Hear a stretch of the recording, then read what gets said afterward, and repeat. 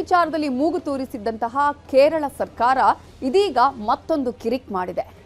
ರಾಜ್ಯ ರಾಜಕೀಯದಲ್ಲಿ ಕಿರಿಕ್ ಮಾಡಿದಂತಹ ಕೇರಳ ಸಿಎಂ ಪಿಣರಾಯಿ ವಿಜಯನ್ ಅವರು ಇದೀಗ ಭಾಷಾ ವಿಚಾರಕ್ಕೆ ಸಂಬಂಧಪಟ್ಟ ಹಾಗೆ ಕರ್ನಾಟಕವನ್ನ ಕೆಣಕುವ ಕೆಲಸ ಮಾಡ್ತಿದ್ದಾರೆ. ಅದರಲ್ಲೂ ಪ್ರಮುಖವಾಗಿ ಭಾಷಾ ವಿಚಾರಕ್ಕೆ ಸಂಬಂಧಪಟ್ಟ ಹಾಗೆ ಒಂದಷ್ಟು ಕಿರಿಕ್ ಮಾಡ್ತಾ ಇದ್ದಾರೆ. ಅದೇನಪ್ಪಾ ಅಂತ ಹೇಳಿದ್ರೆ, ಕರ್ನಾಟಕ ಮತ್ತು ಕೇರಳ ಗಡಿ ಭಾಗದಲ್ಲಿರುವ ಕನ್ನಡ ಶಾಲೆಗಳಲ್ಲಿ ಮಲಯಾಳಂ ಕಡ್ಡಾಯ ಮಾಡೋದಕ್ಕೆ ಚಿಂತನೆಯನ್ನ ಮಾಡಿದ್ದಾರೆ. ಇದುವೇ ಕರ್ನಾಟಕದ ಜನರ ಆಕ್ರೋಶಕ್ಕೆ ಕಾರಣ ಆಗಿರುವುದು. ಈ ಮೂಲಕ ಕನ್ನಡದ ಕಗ್ಗೊಲೆ ಮಾಡೋದಕ್ಕೆ ಮುಹೂರ್ತ ಇಟ್ಟಿದ್ದಾರೆ. ಕೇರಳದ ಕನ್ನಡದ ಶಾಲೆಗಳಲ್ಲಿ ಕನ್ನಡದ ಕಗ್ಗೊಲೆಗೆ ಪ್ಲಾನ್. ಕನ್ನಡಿಗರಿಗೆ ಘೋರ ಅನ್ಯಾಯ, ಭಾಷಾ ಸ್ವಾತಂತ್ರ್ಯದ ಮೇಲೆ ಪ್ರಹಾರ. ಮಲಯಾಳಂ ಕಡ್ಡಾಯಕ್ಕೆ ಬಿಲ್ ಪಾಸ್, ಕನ್ನಡಿಗರ ಆಕ್ರೋಶ. ಕೇರಳ ಎಲೆಕ್ಷನ್ ಹತ್ರ ಬರ್ತಿದೆ. ವಿಧಾನಸಭಾ ಎಲೆಕ್ಷನ್ನಲ್ಲಿ ಗೆಲ್ಲಲೇಬೇಕು ಅಂತ ಕೇರಳದಲ್ಲಿ ಎಲ್ಲಾ ಪಕ್ಷಗಳು ಪ್ರಯತ್ನ ಪಡ್ತಾಗಿದ್ದಾವೆ. ಕೇರಳದಲ್ಲಿರೋ ಜನರನ್ನ ಮೆಚ್ಚಿಸಲೇಬೇಕು ಅಂತ ಏನೇನೋ ದಾಳಗಳನ್ನ ಉರುಳಿಸ್ತಿವೆ. ಕೇರಳದಲ್ಲಿರೋ ಮುಸ್ಲಿಂ ಸಮುದಾಯವನ್ನು ಓಲೈಸಬೇಕು ಅನ್ನೋ ಕಾರಣಕ್ಕೆ ಕೇರಳ ಸರ್ಕಾರ ಕೋಗಿಲು ವಿಚಾರಕ್ಕೆ ಎಂಟ್ರಿ ಕೊಟ್ಟಿತ್ತು. ಅಲ್ಪಸಂಖ್ಯಾತರನ್ನು ಕರ್ನಾಟಕ ಕಡೆಗಣಿಸ್ತಿದೆ ಅಂತ ಹೇಳಿ ಅವರನ್ನು ಮತ ಬ್ಯಾಂಕ್ ಮಾಡಿಕೊಳ್ಳೋಕೆ ಪಿಣರಾಯಿ ವಿಜಯನ್ ಮುಂದಾಗಿದ್ರು. ಕಾಂಗ್ರೆಸ್ ಕೂಡ ಇಂಥದ್ದೇ ಕೆಲಸ ಮಾಡಿತ್ತು. ಈಗ ಕೇರಳದಲ್ಲಿರೋ ಬಹುಪಾಲು ಮಲಯಾಳಂ ಭಾಷಿಕರನ್ನ ಓಲೈಸೋದಕ್ಕೆ ಪಿಣರಾಯಿ ವಿಜಯನ್ ಟ್ರೈ ಮಾಡಿದ್ದಾರೆ. ಪಿಣರಾಯಿ ಪಕ್ಷ ಕಮ್ಯುನಿಸ್ಟ್ ಮಲಯಾಳಿಗಳ ಪರಾಗಿದೆ ಅಂತ ತೋರಿಸಿಕೊಳ್ಳೋದಕ್ಕೆ ಒಂದು ಬಿಲ್ ಅನ್ನ ಜಾರಿಗೆ ತರೋಕೆ ಒಂದು ಪ್ಲಾನ್ ಮಾಡಿದ್ದಾರೆ. ಮಲಯಾಳಿಗಳ ಪರಾಗಿದೆ ಅಂತ ಹೇಳಿಕೊಳ್ಳೋದು ಓಕೆ, ಆದ್ರೆ ಆ ಕೆಲಸದ ಜೊತೆಗೆ ನಡೀತಾಗಿರೋದು ಕನ್ನಡವನ್ನ ಕೊಲ್ಲೋ ಕೆಲಸ. ಭಾಷಾಭಿಮಾನ ಇರಬೇಕು, ಆದ್ರೆ ಮತ್ತೊಂದು ಭಾಷೆಯನ್ನ ತುಳಿದು ತಮ್ಮ ಭಾಷೆಯನ್ನ ಬೆಳೆಸಬೇಕು ಅನ್ನೋ ದುರಾಭಿಮಾನ ಮಾತ್ರ ಇರಲೇಬಾರದು. ಆದ್ರೆ ಕೇರಳ ಸರ್ಕಾರಕ್ಕೆ ಇದೇ ದುರಾಭಿಮಾನ ಇದ್ದಂತೆ ಕಾಣ್ತಿದೆ. ಬೇರೆ ಭಾಷೆಯನ್ನ ತುಳಿದಾದ್ರೂ ಕೂಡ ಮಲಯಾಳಂ ಜನರನ್ನ ಓಲೈಸಬೇಕು ಅಂತ ಕೇರಳ ಸರ್ಕಾರ ಫಿಕ್ಸ್ ಆಗಿದೆ. ಕನ್ನಡವನ್ನು ಕೊಂದಾದ್ರೂ ಮಲಯಾಳಂ ಮತಗಳನ್ನು ಗಳಿಸಿಕೊಳ್ಳಬೇಕು ಅಂತ ಕೇರಳ ಸರ್ಕಾರ ತೀರ್ಮಾನ ಮಾಡಿದ್ದು. ವಿಧಾನಸಭೆಯಲ್ಲಿ ಒಂದು ಬಿಲ್ ಅನ್ನು ಜಾರಿಗೊಳಿಸೋಕೆ ಮುಂದಾಗಿದೆ. ಈಗಾಗಲೇ ಕೇರಳ ವಿಧಾನಸಭೆಯಲ್ಲಿ ಮಲಯಾಳಂ ಭಾಷಾ ಬಿಲ್ ಪಾಸ್ ಮಾಡಿದ್ದು. ಕೇರಳ ರಾಜ್ಯಪಾಲರು ಸಹಿ ಹಾಕೋದು ಬಾಕಿ ಉಳ್ಕೊಂಡಿದೆ.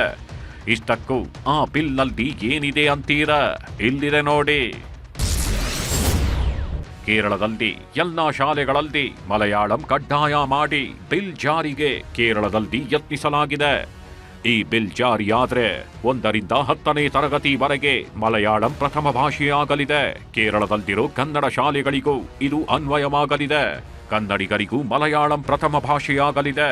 ಕನ್ನಡ ಕಲಿಕೆ ಕನ್ನಡಿಗರಿಗೆ ಅಸಾಧ್ಯವಾಗೋ ಸಾಧ್ಯತೆ ಇದೆ. ಮಲಯಾಳಂ ಬಾರದವರಿಗೂ ಭಾಷೆ ಹೇರಿಕೆಯಾಗಲಿದೆ. ಕಾಸರಗೋಡಿನಲ್ಲಿ 70% ಕನ್ನಡಿಗರಿದ್ದು ಅವರೆಲ್ಲ ಶಾಲೆಯಲ್ಲಿ ಮಲಯಾಳಂ ಕಲಿಯೋ ಅನಿವಾರ್ಯತೆ ಕೂಡ ಇದರಿಂದ ಎದುರಾಗಲಿದೆ. ಕೇರಳದ ಗಡಿಯೊಳಗೆ ಕನ್ನಡ ಮಾತಾಡೋ ತುಂಬಾ ಜನರಿದ್ದಾರೆ. ಕಾಸರಗೋಡು ಭಾಗದಲ್ಲಿ ಕನ್ನಡಿಗರ ಸಂಖ್ಯೆ ಜಾಸ್ತಿನೇ ಇದೆ. ಈವರೆಗೆ ಕೇರಳದ ಗಡಿಯಲ್ಲಿ 7-8 ಲಕ್ಷ ಮಂದಿ ಕನ್ನಡಿಗರಿರೋ ಅಂದಾಜಿದೆ. ಅಲ್ಲಿ ಕನ್ನಡಿಗರಿಗಾಗಿ ಕನ್ನಡ ಶಾಲೆಗಳು ಇದಾವೆ. ಕನ್ನಡ ಶಾಲೆಗಳಲ್ಲಿ ಕನ್ನಡ ಓದೋದಕ್ಕೆ ಈವರೆಗೆ ಅವಕಾಶ ಆಗಿತ್ತು. ಆದರೆ ಮಲಯಾಳಂ ಭಾಷಾ ಬಿಲ್ ಬಂದ್ರೆ ಕನ್ನಡಿಗರಿಗೆ ಇಂಥ ಅವಕಾಶವೇ ಇರೋದಿಲ್ಲ. ಕನ್ನಡದ ಬದಲಿಗೆ ಅವರು ಮಲಯಾಳಂ ಕಲಿಬೇಕಾಗತ್ತೆ.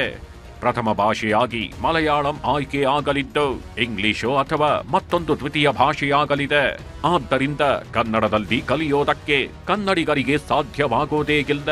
ಇದೇ ಕಾರಣಕ್ಕೆ ಮಲಯಾಳಂ ಭಾಷಾ ಬಿಲ್ ಸದ್ದು ಮಾಡ್ತಿದೆ. 2017ರಲ್ಲೂ ಇದೇ ಕಿರೆ ಒಪ್ಪಿರ್ಲಿಲ್ಲ ರಾಷ್ಟ್ರಪತಿ. ಕೇರಳದ ಭಾಷಾ ಕಿರಿಕ್ ಇದೇ ಮೊದಲೇನಲ್ಲ. 7-8 ವರ್ಷಗಳ ಹಿಂದೆ ಅಂದರೆ 2017ರಲ್ಲೂ ಇಂಥದ್ದೇ ಕಿರಿಕ್ ಮಾಡಿತ್ತು ಕೇರಳ ಸರ್ಕಾರ. ಭಾಷಾ ಮಸೂದೆಯನ್ನು ಮಂಡಿಸಿ ರಾಷ್ಟ್ರಪತಿಗೆ ಕಳಿಸಿಕೊಟ್ಟಿತ್ತು. ಆದರೆ ರಾಷ್ಟ್ರಪತಿ ಒಪ್ಪಿರ್ಲಿಲ್ಲ. ಭಾಷಾ ಅಲ್ಪಸಂಖ್ಯಾತರ ಹಿತ ಕಾಪಾಡಬೇಕು ಅನ್ನೋ ಕಾರಣ ನೀಡಿ ಮಸೂದೆ ತಿರಸ್ಕಾರ ಮಾಡಿತ್ತು.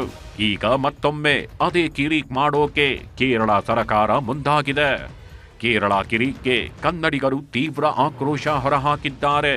ಸಿಎಂ ಸಿದ್ದರಾಮಯ್ಯ ಕೂಡ ಈ ಬಗ್ಗೆ ಪ್ರತಿಕ್ರಿಯಿಸಿದ್ದಾರೆ.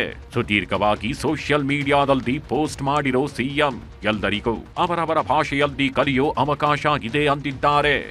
ಕಾಸರಗೋಡು ಜನರ ಪರವಾಗಿ ನಾವಿರ್ತೇವೆ ಅಂತ ಹೇಳಿದ್ದಾರೆ. ಮಲಯಾಳಂ ಭಾಷಾ ಬಿಲ್ ಸ್ವಾತಂತ್ರ್ಯದ ಮೇಲಿನ ಪ್ರಹಾರ. ಕೇರಳದ ಗಡಿ ಜಿಲ್ಲೆಗಳಲ್ಲಿ ಕನ್ನಡಕ್ಕೆ ಅನ್ಯಾಯವಾಗ್ತಿದೆ ಎಂದಿದ್ದಾರೆ ಸಿಎಂ ಸಿದ್ದರಾಮಯ್ಯ. ಭಾಷಾ ಅಲ್ಪಸಂಖ್ಯಾತರ ಮೂಲಭೂತ ಹಕ್ಕಿನ ದಮನವಾಗ್ತಿದೆ. ಕಾಸರಗೋಡು ಭಾವನಾತ್ಮಕವಾಗಿ ಕರ್ನಾಟಕಕ್ಕೆ ಸೇರಿದೆ. ಕಾಸರಗೋಡು ಜನರ ಹಿತ ರಕ್ಷಿಸೋದು ಸರ್ಕಾರದ ಕರ್ತವ್ಯ.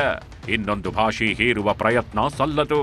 ಕನ್ನಡಿಗರು ಇದನ್ನ ಒಕ್ಕೊರಲಿನಿಂದ ವಿರೋಧಿಸಲಿದ್ದಾರೆ.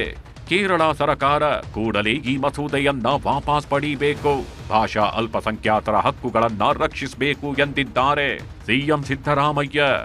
ಕನ್ನಡಿಗರಿಗೆ ಅನ್ಯಾಯ ಆಗಲು ಬಿಡಲ್ಲ ಅಂತ ಕನ್ನಡ ಮತ್ತು ಸಂಸ್ಕೃತಿ ಸಚಿವ ಶಿವರಾಜ್ ತಂಗಡಗಿ ಹೇಳಿದ್ರೆ ಸರ್ಕಾರ ಹೋರಾಟ ಮಾಡಬೇಕು ಎಂದಿದ್ದಾರೆ ಲೋಕೋಪಯೋಗಿ ಸಚಿವ ಸತೀಶ್ ಜಾರಕಿಹೊಳಿ. ಈ ಭಾಷೆಯಿಂದ ನಮ್ಮ ಕರ್ನಾಟಕದ ಜನರಿಗೆ ಕನ್ನಡಿಗರಿಗೆ ತೊಂದರೆ ಆಗುತ್ತೆ. ಅದಕ್ಕೆ ನಮ್ಮ ಸಂವಿಧಾನ ಆರ್ಟಿಕಲ್ 350B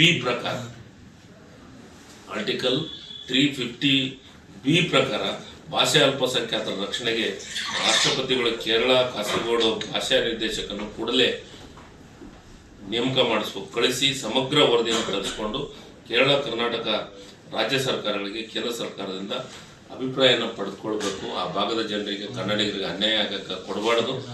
ಆ ಭಾಷೆ ಆ ಬಿಲ್ ತಂದಿರೋದ್ರಿಂದ ಆ ಭಾಗದ ನಮ್ಮ ಜನರಿಗೆ ತೊಂದರೆ ಆಗಕ್ಕೆ ನಾವು ಕೊಡೋದಿಲ್ಲ.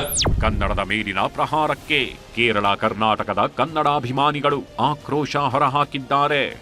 ಕೇರಳ ರಾಜ್ಯಪಾಲರನ್ನ ಭೇಟಿ ಮಾಡಿರುವ ಕರ್ನಾಟಕ ಗಡಿ ಪ್ರದೇಶಾಭಿವೃದ್ಧಿ ಪ್ರಾಧಿಕಾರ ಕನ್ನಡ ವಿರೋಧಿ ಬಿಲ್ ಪಾಸ್ ಮಾಡದಂತೆ ಮನವಿ ಮಾಡಿದೆ. ಕರ್ನಾಟಕದಲ್ಲೂ ಹೋರಾಟಕ್ಕೆ ಕನ್ನಡ ಪರ ಸಂಘಟನೆಗಳು ಸಜ್ಜಾಗುತ್ತಿವೆ. ಕನ್ನಡ ಭಾಷೆ ಅಸ್ಮಿತೆ ಉಳಿವಿಗಾಗಿ ಒಗ್ಗಟ್ಟಿನ ಹೋರಾಟಕ್ಕೆ ಕರೆ ನೀಡಲಾಗಿದೆ. ನನಗನ್ನಿಸ್ತಾ ಇದೆ ಕೇರಳದ ಮಾನ್ಯ ಮುಖ್ಯಮಂತ್ರಿಗಳು ಈ ವರ್ಷ ಏಪ್ರಿಲ್ ಮೇದಲ್ಲಿ ನಡೀತಕ್ಕಂಥ ವಿಧಾನಸಭೆಯ ಚುನಾವಣೆಯಲ್ಲಿ ಏನೋ ಮಲಯಾಳಿಯರಿಗೆ ಒಂದು ಕೊಡುಗೆಯನ್ನು ಕೊಡಬೇಕು, ಕನ್ನಡಿಗರನ್ನು ನಾವು ಹತ್ತಕ್ಕಬೇಕು ಅನ್ನೋಂಥ ದೂರದೃಷ್ಟಿಯನ್ನು ಇಟ್ಟುಕೊಂಡು ಅವರು ಹೊಂಟಾರ. ಇದು ಜಯ ಆಗೋದಿಲ್ಲ. ರಾಜಕಾರಣವನ್ನು ಇಟ್ಟುಕೊಂಡು ಯಾರು ರಾಜಕಾರಣ ಮಾಡ್ತಾರ ಜಯ ಆಗೋದಿಲ್ಲ. ಯಾವಾಗಲೂ ಒಬ್ಬ ಮುತ್ಸದ್ದಿ ರಾಜಕಾರಣಿ ದೂರದೃಷ್ಟಿಯಿಂದ ಮುಂದಿನ ಜನಾಂಗದ ಮೇಲೆ ಕಣ್ಣನ್ನು ಇಟ್ಕೋಬೇಕು ಹೊರತಾಗಿ ಚುನಾವಣೆಯ ಮೇಲೆ ಕಣ್ಣನ್ನು ಇಟ್ಕೊಂಡ್ರೆ ಅದು ಜಯ ಆಗಲಿಕ್ಕೆ ಸಾಧ್ಯ ಇಲ್ಲ. ಕೇರಳ ವಿರುದ್ಧ ಕಾನೂನು ಹೋರಾಟಕ್ಕೆ ಕನ್ನಡ ಅಭಿವೃದ್ಧಿ ಪ್ರಾಧಿಕಾರ ಸಜ್ಜು. ಕನ್ನಡ ಅಭಿವೃದ್ಧಿ ಪ್ರಾಧಿಕಾರದ ಅಧ್ಯಕ್ಷ ಪುರುಷೋತ್ತಮ್ ಬಿಳಿಮಲೆ ಕೂಡ ಪ್ರತಿಕ್ರಿಯಿಸಿದ್ದಾರೆ. ಕೇರಳ ಸರ್ಕಾರದ ನಡೆ ವಿರುದ್ಧ ನಾವು ಕಾನೂನು ಹೋರಾಟ ಮಾಡುತ್ತೇವೆ. ಸುಪ್ರೀಂ ಮೆಟ್ಟಿಲೇರಿ ತಡೆಯಾಜ್ಞೆ ತರುವ ಕೆಲಸ ಮಾಡ್ತೇವೆ. ಈ ಸಂಬಂಧ ಕಾನೂನು ಸಚಿವರ ಜೊತೆ ಚರ್ಚೆ ಮಾಡ್ತಿದ್ದೇವೆ ಎಂದಿದ್ದಾರೆ ಪುರುಷೋತ್ತಮ್ ಬಿಳಿಮಲೆ. ಕಾನೂನು ವಿಭಾಗದಲ್ಲಿ ಶ್ರೀಮಾನ್ HK ಪಾಟೀಲ್ ಹತ್ರ ಅದರ ಬಗ್ಗೆ ಮಾತಾಡ್ತಾ ಇದ್ದೀವಿ. ಸಾಧ್ಯ ಆದರೆ ಸುಪ್ರೀಂ ಕೋರ್ಟಿಂದ ಒಂದು ಅಥವಾ ಯಾಕಂದರೆ ಸುಪ್ರೀಂ ಕೋರ್ಟೇ ಆಗಬೇಕಿದು, ಅದನ್ನು ನಾವು ಸ್ಟೇ ತರ್ತೀವಿ. ಇದಕ್ಕೆ ಸ್ಟೇ ತಂದು ಚರ್ಚೆ ಆಗಿಲ್ಲ. ಅದಕ್ಕೆ ಮಗುವಿಗೆ ತನ್ನ ಮಾತೃಭಾಷೆಯಲ್ಲಿ ಕಲಿಯೋದು ಅದರ ಹಕ್ಕು. ಅದು ನೀವು ಒಂದು ವೇಳೆ ಅದನ್ನು ಕೊಡಲಿಲ್ಲ ಅಂದರೆ ಮಕ್ಕಳ ಹಕ್ಕುಗಳ ಉಲ್ಲಂಘನೆ ಆಗ್ತದೆ. ಅದರ ಮೇಲಿಂದ ನೀವು ಕ್ರಮ ತೆಗೆದುಕೊಳ್ಳಬಹುದು ರಾಜ್ಯ ಸರ್ಕಾರಗಳ ಮೇಲೆ. ಅಷ್ಟು ಬಲಿಷ್ಠವಾಗಿದೆ. ಆದ್ದರಿಂದ ನಾವು ಪ್ರಜಾಸತ್ತಾತ್ಮಕವಾಗಿ ಇದನ್ನು ವಿರೋಧಿಸ್ತೇವೆ. ನಾನಂತೂ ಪ್ರಾಧಿಕಾರ ಇದನ್ನು ಕಟುವಾದ ಮಾತುಗಳಿಂದ ವಿರೋಧಿಸ್ತದೆ. ಒಂದು ಪ್ರಾತಿನಿಧ್ಯವನ್ನು ಗವರ್ನರ್ಗೆ ಕೊಟ್ಟಿದ್ದೇವೆ, ಇದನ್ನು ತಡೆ ಹಿಡೀರಿ ಅಂತ. ಒಂದು. ಎರಡನೇದು, ನಾವು ಇವತ್ತು ಬರೆದಿದ್ದೇವೆ ಗವರ್ನರ್ಗೆ ಇದನ್ನು ತಡೆ ಹಿಡೀರಿ ಅಂತ. ಅಂದರೆ ನಾವು ಒಂದು ಅಧಿಕೃತ ಸಂಸ್ಥೆ. ಆದ್ದರಿಂದ 3, ನಾಳೆ ಮಾನ್ಯ ಮುಖ್ಯಮಂತ್ರಿಗಳು ಮಂಗಳೂರಿಗೆ ಹೋಗ್ತಾರೆ. ಅಲ್ಲಿ ಕಾಸರಗೋಡಿನ ಪ್ರತಿನಿಧಿಗಳನ್ನು ಭೇಟಿ ಮಾಡೋದಕ್ಕೆ ವ್ಯವಸ್ಥೆ ಆಗಿದೆ. 4, ಈ ಗಡಿ ಭಾಗದಲ್ಲಿ ಭಾಷೆ ಕುರಿತಾದ ಸಮಸ್ಯೆಗಳು ಬಂದಾಗ ಸಂವಿಧಾನದ 350Bಯ ಪ್ರಕಾರ ರಾಷ್ಟ್ರಪತಿಗಳು ಒಬ್ಬರು ಭಾಷಾ ನಿರ್ದೇಶಕನನ್ನು ಅಲ್ಲಿಗೆ ಕಳಿಸಿ ಪರಿಸ್ಥಿತಿಯನ್ನು ಅಸೆಸ್ ಮಾಡಬೇಕು. ಈಗ ಸದ್ಯಕ್ಕೆ ಕೇರಳ ಕೆರೆ ಕನ್ನಡಿಗರನ್ನ ಮತ್ತೆ ಕೆಣಕಿದೆ. ಮಸೂದೆಗೆ ಕಾನೂನಾಗಿ ಜಾರಿಯಾಗೋದು ಡೌಟು ಅಂತಾನೆ ಹೇಳಲಾಗ್ತಿದ್ದು. ಒಂದು ವೇಳೆ ಕಾನೂನು ಜಾರಿಯಾದ್ರೆ ಕನ್ನಡಿಗರ ಆಕ್ರೋಶ ಮತ್ತಷ್ಟು ತೀವ್ರವಾಗಲಿದೆ ಅನ್ನೋದು ಸತ್ಯ.